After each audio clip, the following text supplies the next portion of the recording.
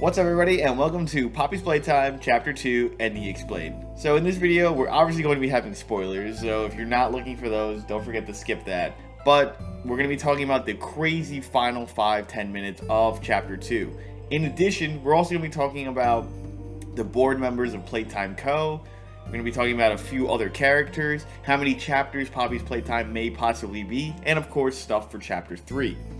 Now, before we get into everything, guys, don't forget to hit that subscribe button. Hit that bell to be notified anytime I put out a new video or I go live. So, you know, videos like this, ending explanation videos, game theory videos, or if you guys just like playthroughs like Mario 64 ROM hacks, or, you know, boss guides, this is the right channel for you. Help me out and hit that sub button. Also, guys, don't forget to comment. Let me know your theories for Poppy Playtime. Maybe you saw something I didn't see. Maybe you had a theory that's building up and there's more evidence towards it. Or, you know, you just don't believe anything I say. Love to read it, and thank you. So, let's kind of talk about the ending first. In Poppy's Playtime, when we get to the end of the game, we realize, well, in Chapter 2, we realize that Poppy is kind of turning on us. Okay, so we're going to kind of start backwards. We're going to start from the very end, and we're going to work our way to other theories. In the ending, she realizes that, well, she can't let you go. She states this. Like you. Do you know how long I've been stuck in that case?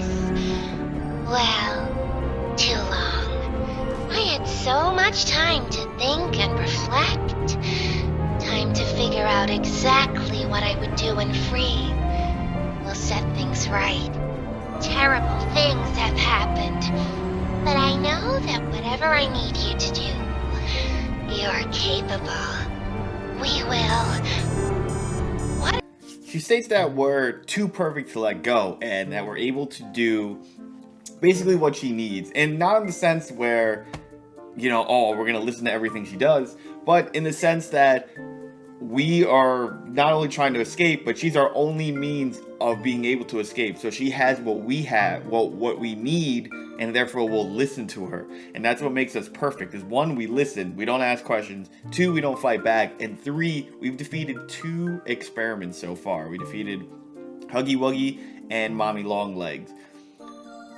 She also seems to have, let's go say, gone crazy, in the sense where she's talking about revenge. Now, she's talking about how she was locked in there for a long time, and we know Poppy was created around the 1960s, so if we consider the game to be canon with our current time, that would be roughly 60 or 55 plus years and all that. We don't know when Poppy was discontinued or when this Poppy was locked in that cage in Ludwig's office, but these are things we need to know. And overall, it shows that we might have kind of an antagonistic relationship with Poppy.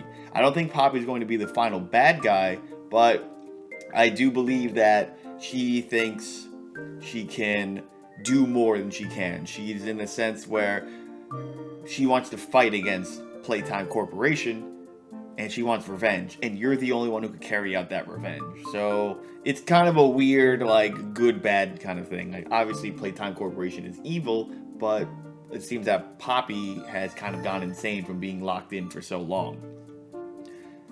That's just kind of my theory on that, or what I really understood from the final conversation.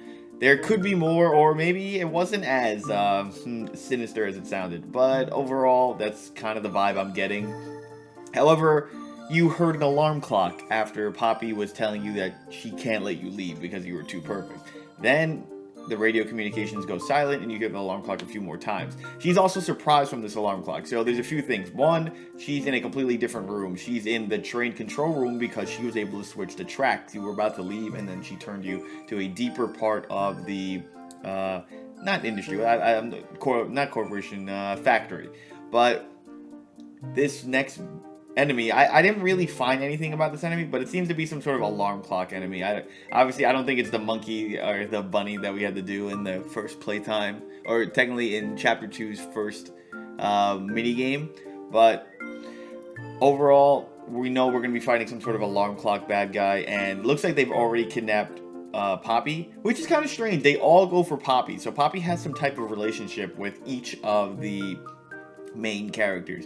Granted, Huggy Wuggy, Poppy was already locked up, and they were preventing you from reaching Poppy, but it seems so far every major experiment prevents you from going to Poppy, so they have some type of connection with her. Now, one of my crazy theories that I have no evidence to back up is I think all the board members are the experiments. Somehow something went AWire and they became the experiments. This is just a throwaway theory.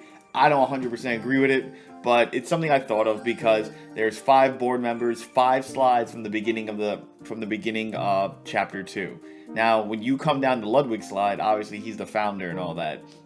The reason why I don't fully agree with this is because why would they perform the experiments on themselves when they were bringing in children to perform the experiments on? You know, to create new toys or lifelike toys, etc.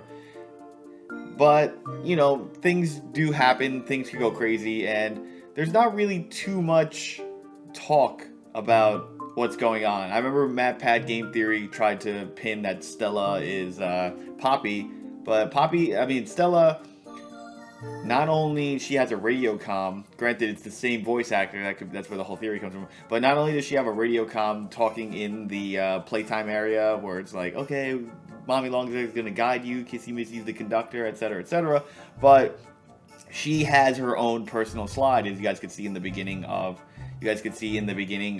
chapter 2. You come down the Ludwig slide, and then you see 5 different slides overall. When you look at Elliot Ludwig,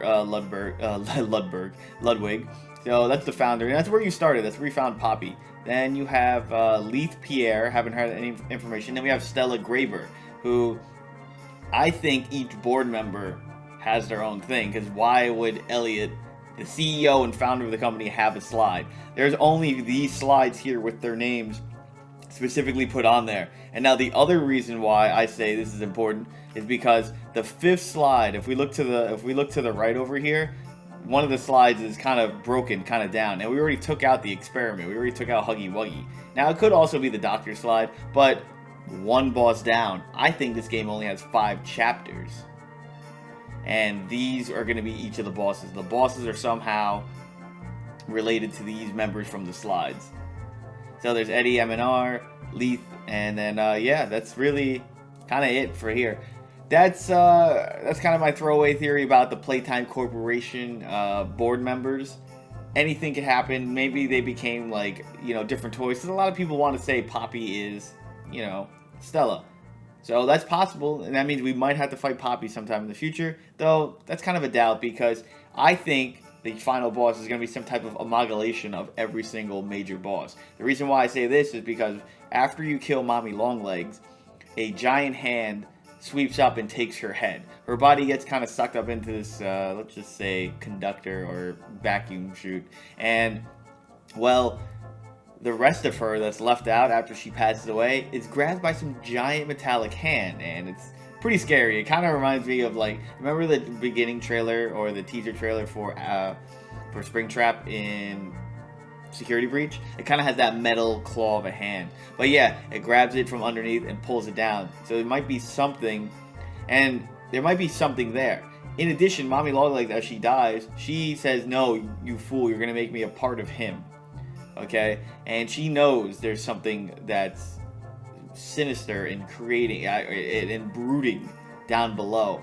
And I really think that's going to be the final boss. I think there's going to be some type of Huggy Wuggy, because he fell down below, and technically this hand was grabbing him from below.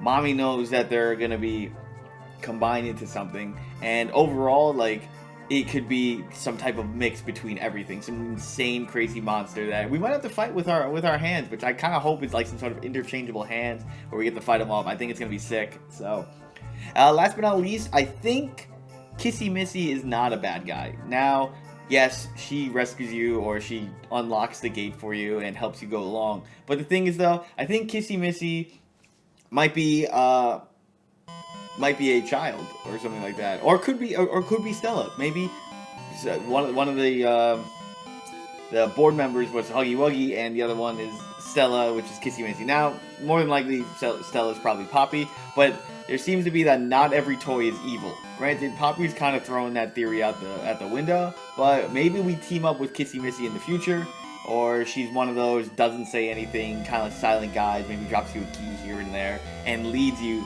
to finding more answers. That's everything I really kind of discovered throughout the game. I know it's not a lot to go on, but hey, If I'm waiting for people to hack through the game, maybe we can find out more information through that, or just overall, I just want to hear other people's theories. Thank you guys. I hope you guys enjoyed. Don't forget to comment, like, share, subscribe. Let me know your theories below. Let me know what you agree with, and yeah, I'll see you guys in the next one. Peace, homies.